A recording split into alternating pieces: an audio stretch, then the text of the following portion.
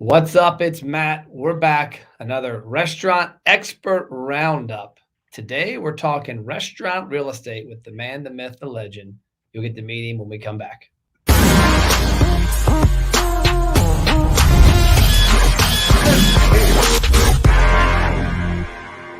Kyle, isn't that beat hopping? Oh my God, yeah, I was feeling it. It ended right there. I was just when I was about Yeah. to really feel it. I I, was like, I, all right, I get back here and start jamming, and my wife and kids, when they're here, think there's something wrong with me, which there is. But they're so, right. so tell us who you are, tell us about your biz, and let's dig into real estate. Yeah. So my name is Kyle Inserra. I am I like to say I'm a recovering restaurant owner, and I work right now. I work as a commercial real estate advisor to emerging restaurant brands, helping them design and execute their real estate strategy across the country. Love it. And there's nothing more important than real estate. I actually watched an interview a while back with one of the big wigs of CBS, and he was like, "I'm not actually in the retail or pharmaceutical business. I'm in the real estate business. Yeah. We'll move a store 50 feet away if we have to." And I think a lot of times, and some of the topics I want to dig into, get your opinion on some stuff. But what I see a lot is that restaurant operators find a space, and before they actually research that it's a good or bad space, they fall in love with it. And it turns out it might have all these negatives. The landlord might be a jackass. It might have terrible traffic. There's a reason 10 restaurants were out of business in the past 10 years. So talk about some of the things right now in the restaurant business that you see that are common mistakes that are easily avoidable when it comes to finding a spot for your next, your first, or your 10th restaurant. Yeah. It's there's so much that goes into it, right? And a lot of times, what operators will do, independent operators will do, even some of the big guys will do, is they'll do exactly that, right? Like that's a restaurant space. What happened to them? Why did they go out? We can make that work. This seems like a great location. Yeah. And the good operators dig deeper, right? Like they're going to find out what happened. Was it an operator issue? Was it an accessibility issue? Was it a visibility issue? Was it a crappy concept to begin with that was just poorly run, or a good concept that was just run by a bad franchisee? All those kind of play into it, but without a doubt, the things that you really need to have when you're looking at a real estate site will be an intense market knowledge, right? Like if I'm coming to where you are, you're going to know what side of the street is better at what time of day. Yep. And that can affect a lot of different things depending on the concept. So I would say market knowledge would be number one for sure. Yep. Yeah, we just had an interesting one open up near our house. It's kind of a funny thing. It'd be hard to explain this, but I want you to imagine in the middle of suburbia, just houses everywhere, nothing crazy. And there's a high school, like where my kids go to school, Ryle High School. It's a giant complex with high school, elementary, middle school, all that stuff.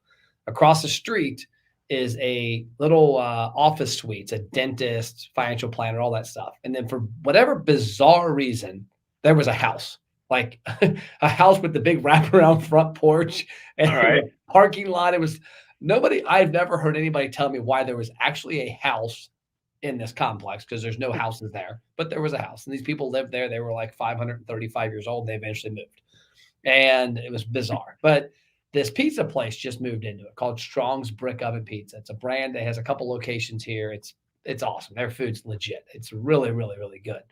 And so that I see them move into there, and I had saw it get announced because we all were like, it's selling. What's going to go into there? Surely somebody's not stupid enough to go in there as a house again, because why would you want to live in the parking lot of a dentist office? Yeah. But I saw them get announced, and I'm like, okay, that could work because they're a brand that people know. They're a brand that has recognition. Because one thing I see a lot of times is if you're a standalone like that, and there's not the other two or three restaurants in that complex, there's not the retail traffic, you better have something else going for you when you go in a standalone like that. Yeah, exactly. And it's funny when you started talking about, I sensed that you were going to start talking about an odd location. In my mind, I always think that it's actually okay for like a pizza Italian concept. Like Yeah. it's funny how that you'll always find that. But if you're like an off the beaten path sandwich shop, it takes like a longer period of time. But like even here in New York, where pizza is like a religion, you Yeah. can people are like, oh, it's totally out of the way. I'm still going. Yep. I'll find out where it is. And the internet obviously helps with that these days. We're not so caught up on people have to walk by us. Yeah. People like, hey, what's the name of that place? Oh, it's Stone's Pizza. Okay, I can find it. It's here. Yeah. So, but that's the interesting thing, and it's funny. I have seen something like that in the middle of where my high school was. There was my high school. It was like a campus, high school, elementary, middle school, and there was a house in the middle of our field because they never wanted to leave. Yeah. The guys still live right in the middle of everything. So I've seen that dynamic before. Yeah, yeah, this one was comical. We went there last night, and I told my wife, and you go in and you can tell it was a house. I mean, it's apparent it was a house, but when you walk in Yeah. it, they couldn't knock down walls because then the second floor falls down. Yeah. But I kind of like it. It's kind of quaint. You walk in, there's 3 tables in this room, 3 in that room, 4 in that room, a little bar, Yeah. a little kitchen, but it's cool to see it. How important is it with restaurants? Like I heard a CEO tell me one time, and I can't remember his analogy, but I think he called it like the 4 knuckles. He's like, I want to go into a strip center where there's the 4 knuckles. There's the sandwich shop. He has a Mexican brand. We're Mexican fast casual. There's a sandwich shop, there's a pizza shop, and there's a burger place. Because if I go on myself, I'm dependent on my own traffic. Where if I go in that strip center and there's 4 of us pulling people in that like to eat out, they're not going to choose the same one every day.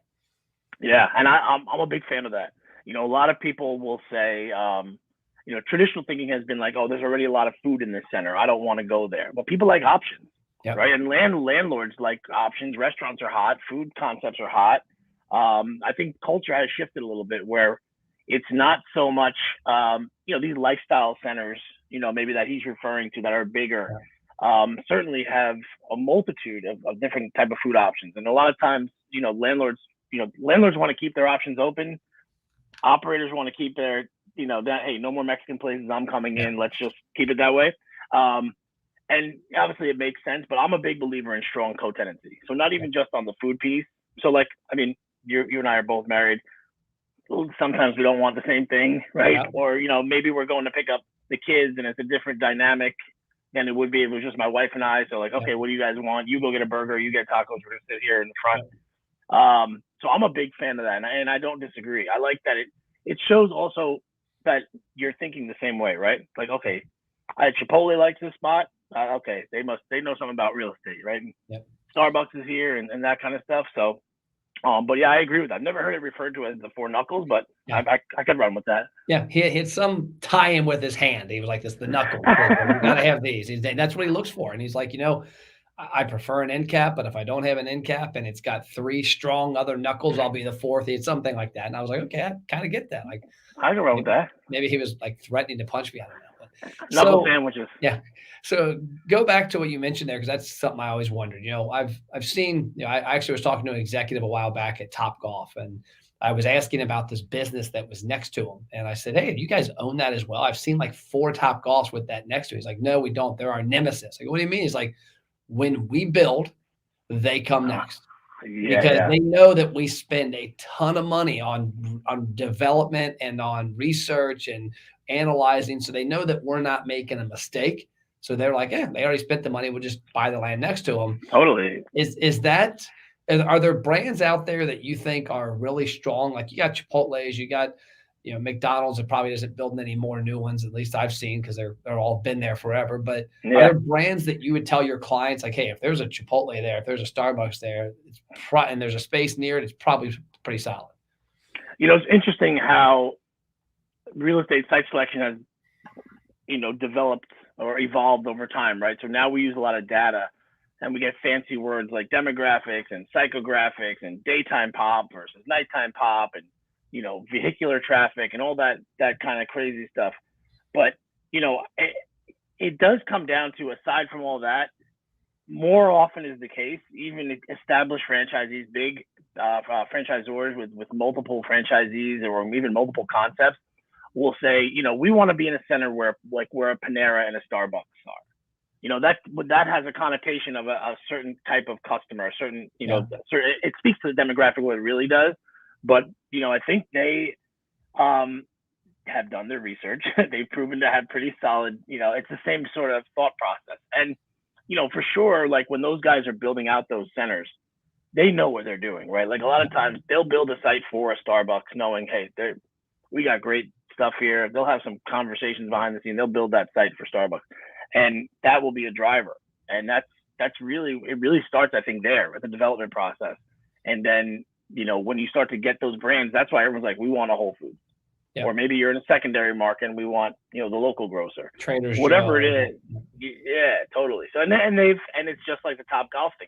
We know used to work with a restaurant concept that used to follow Soul Cycle, which is a boutique fitness brand. Yep.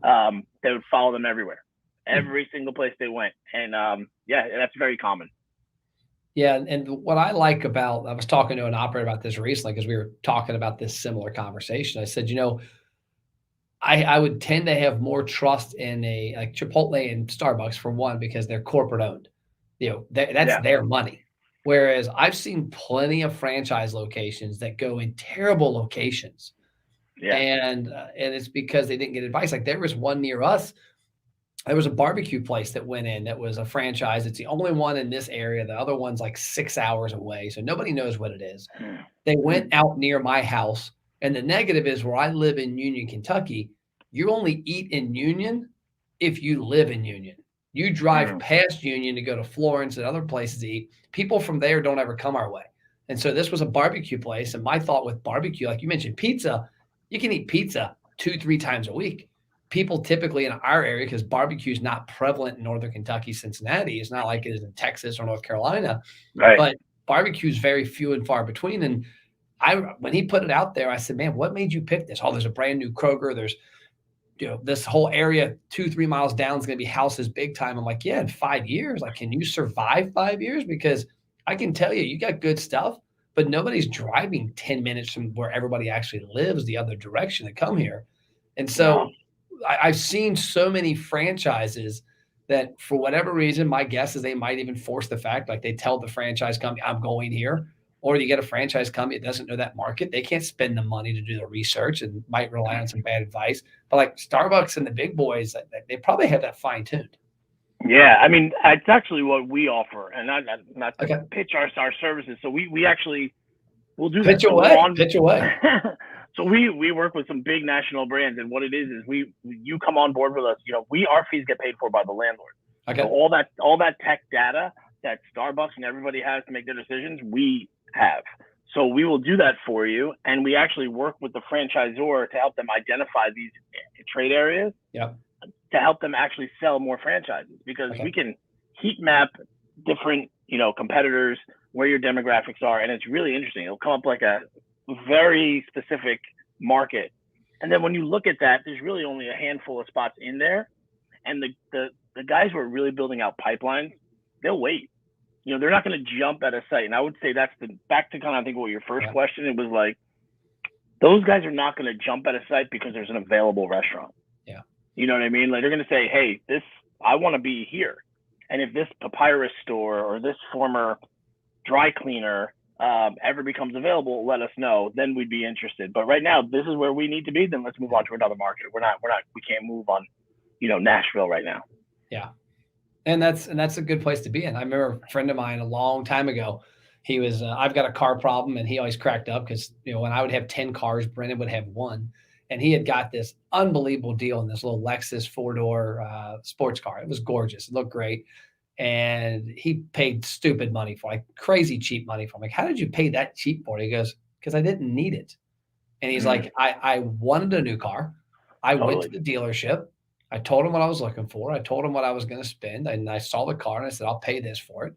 A week later, it was still there. I walked by and said, hey, it's right in his office. I'm like, that looks great. I'm still in the game. Okay, we're at this. And sure enough, like, it was still there a month later.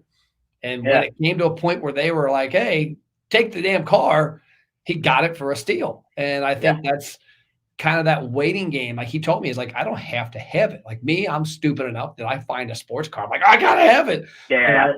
And I pay stupid money all the time. And I always end up, 2 years down the road, like I'm an idiot, but it's exactly same exact way. I got it. Well, it's right there. I want it. That's the price. I'll take it. Yeah. Yeah. But I can see that happening in real estate too. And I think that there's this inclination. Again, I think it's probably dried up a little with a lot of these spots I've seen have been filled up post pandemic closures. I think those have kind of come the other way. But I think there's an inclination that it's easier. It's an easy flip. Like today, I was up we were in Cincinnati shooting some episodes with our East Coast van for America's Best Restaurants, and I drove by a friend of mine's coffee shop, European cafe. That's called Montgomery, downtown Montgomery in Cincinnati. Cool little strip. And I pulled up, went in and said hi. And I remember when she bought the place, I think it was June of last year. And she's like, yeah, we bought it because it was going to be an easy flip. It was a coffee shop. We already owned a coffee shop. We were going to go in, do a 2-week makeover, maybe 4-week, and then open back up under the new name and our brand. And she's like, Matt, I got in there and it was a disaster. It took them 6 months because like they had so many problems. Like every time we pulled something away from the wall, it was like, this isn't our standard. So they literally had that thing closed, I want to say for 6 or 8 months and redid. Oh God. So it's not always, hey, it's a turnkey flip because there's a hood and there's all this other stuff. Sometimes it's a nightmare. Yeah, it is. And it's kind of one of those things when you're looking at a site, and I think it's always important to do that. And that's a really great point that I often forget about. When you're so eager to move into a space, you're putting yourself at a extreme disadvantage. Yeah. And it's game over if the landlord gets a whiff of that. Yeah. Right? Like, oh, you need a space. Okay, no, I'm not flexible on rent. Yeah. No, I'm not giving TI. No, you can't do that. It's, oh, you need it. So they're going to make it, depending on the landlord, of course, but you definitely don't want to give your competitor the playbook, as the game is about to start. You know what I mean? So that's why I always say I'll run into a group. They're like, we're not looking, but we don't want to be into a space till 2023. Perfect. So start now. Why do you want to crunch it? You know what I mean? Like, there will always be other opportunities. Well, let's just educate ourselves on the market so you have an understanding. You may say, wow, that would be great, but you're not ready to move. And that's just the circumstance of the business. That could be unfortunate. It could work out, whatever the case is. But now you've got an education on the market. So when it is time to move, you're like, oh, that's the place where the former, Friendlies was. Okay, I remember that. And it's an education, and the time is on your side. If you're going to go in and say, oh, we got to go. We have investors up our ass, or we got to get out of this space, whatever the case is. You can't put yourself in that position because it's from a negotiation standpoint, you've just really kind of screwed yourself.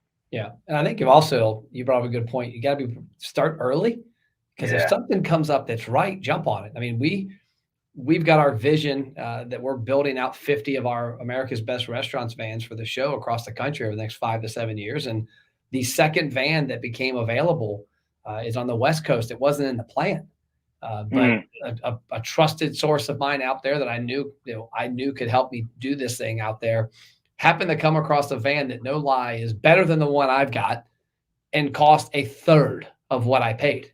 Yeah. And when he called me, I said, dude, yeah, we're doing this thing. Like, we're not ready for it, but I'll get ready. And it's been consuming my life the last month, and it will the next month and a half. But you got to pull the trigger when something's there. Yeah, and that's another great point, because if that is the case, then maybe you got to go back to your investors or your board and say, hey, I know we didn't have Atlanta on our market on our radar for now. We're just kind of kicking the tires, but look at this spot that just became available. Yeah, I mean, that goes back to being a restaurant operator and being able to be flexible. Like Danny Meyer would say, like, you learn how to surf. If you don't enjoy the waves going up and down, then this ain't the game for you. So plans are great, but plans can go sideways. And if you can, I think the ones that can adjust and adapt to the market and to the environment and all that stuff are the ones that win. And I think also the ones that win are the people that trust professionals like you that do certain things for a living. I think all too many times people trust themselves for things they shouldn't do. Like I always say, like our team is 40 plus is very well equipped to do anything marketing wise for restaurants. And that's what we specialize in. But sure enough, there's plenty of restaurants that do crappy marketing on their own. Well, it's the same way with any other part of the business. I mean, investigating your real estate. I've got an attorney working on a couple of things for me. You've got to have experts on your side, and having somebody like you that's not had this conversation once, but had it 500 times. Yeah. You already know the questions, and you probably know the answers before you get them back. And that's a great point. And it's a lot of times they're like, well, I don't want to work with a broker. they don't understand that, you don't pay us. And I actually hate saying that word. Like I just said it and I was like, why?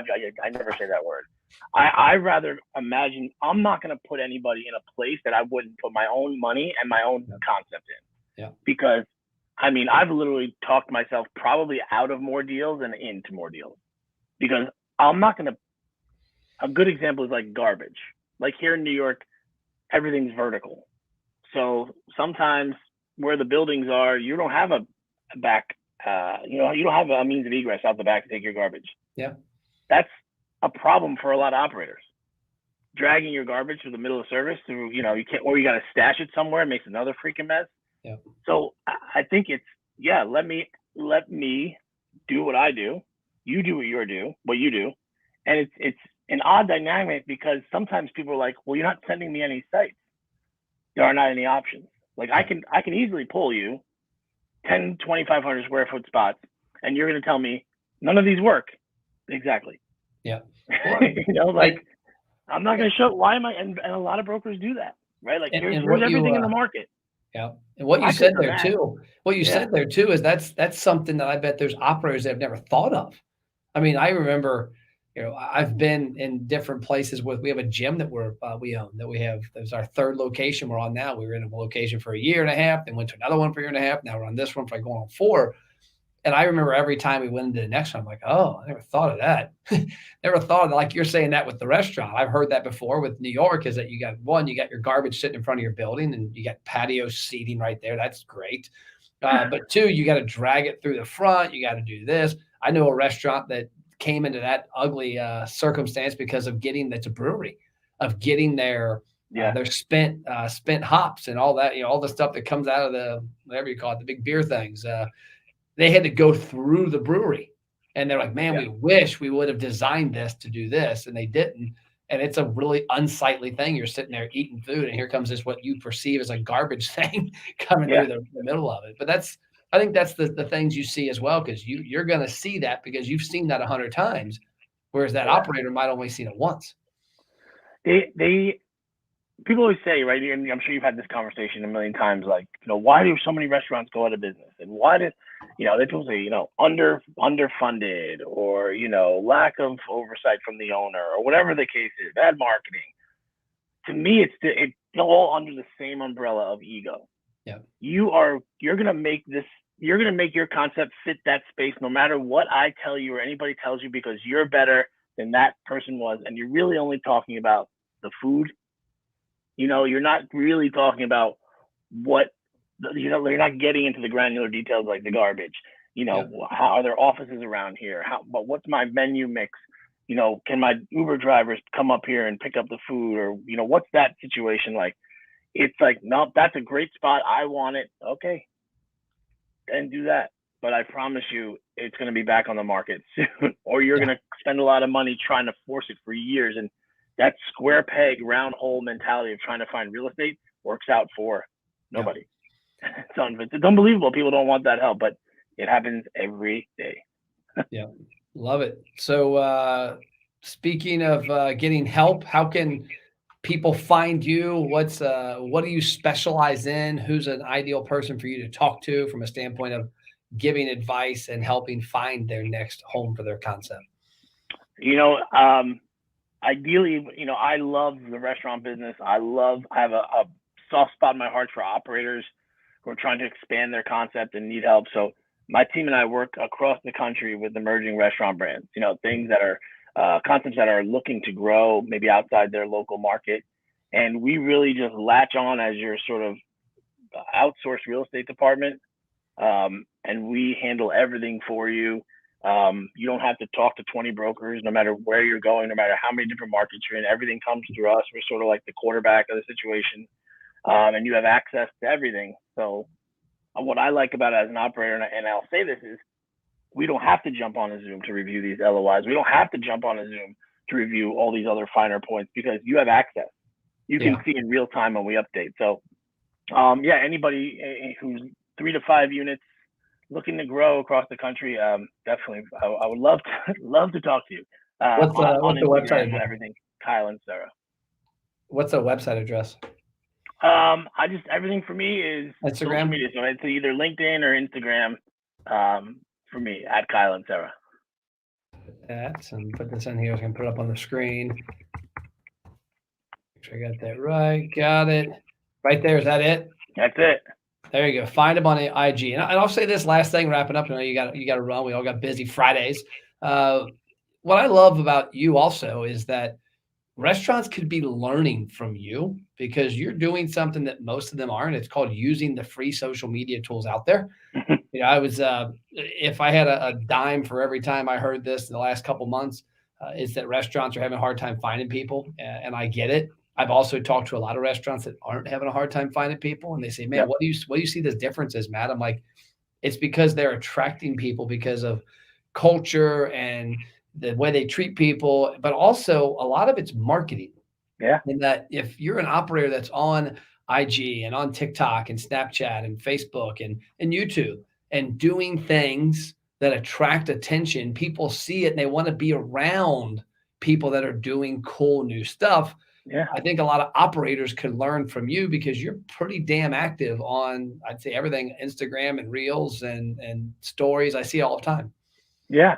And that's, to me, what I do is, I got into commercial real estate late, at 40 years old, and I needed a way to make a name for myself and just say, like, hey, I the real estate part, I got it. Like, somebody might know more than me, Yeah. but it's not going to take me a long time. You put me on the market, we'll figure it out. And I would love to just connect with you on the owner level, the former, alumni here, and I can relate to what it's like to try to run something and kind of, also have your eye on something else. It's not easy. So I think, to your point though, those guys who are on top with the marketing, it's, these people looking for jobs in restaurants are now like, why should I work here? Why do I want to work here? Is it cool to work here? Yeah. Are you going to put me on your Instagram? I have a, some of these servers might have 20, 30,000 followers on Instagram. Can I take? Yeah, go ahead.